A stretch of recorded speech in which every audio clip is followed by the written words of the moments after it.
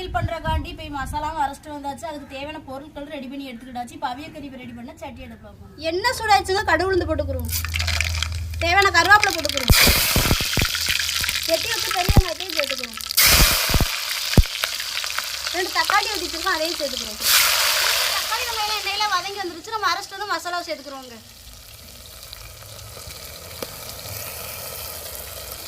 சொன்னங்களே அவி கறி தேவையான தண்ணி ஊற்றிக்கிறோங்க.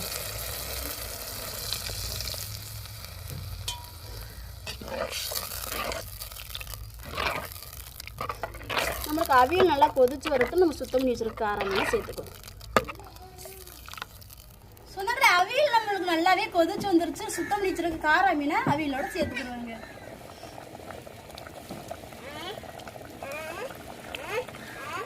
அவியலுக்கு தேவையான உப்பு சேர்த்துக்கிறோங்க. சொந்தங்களை காரா மீனை வச்சு நம்ம ஊர் ஸ்டைலில் ஒரு ருசியான அவிய கறி ரெடி ஆயிடுச்சு. இறக்கி வச்சுக்கிறோங்க.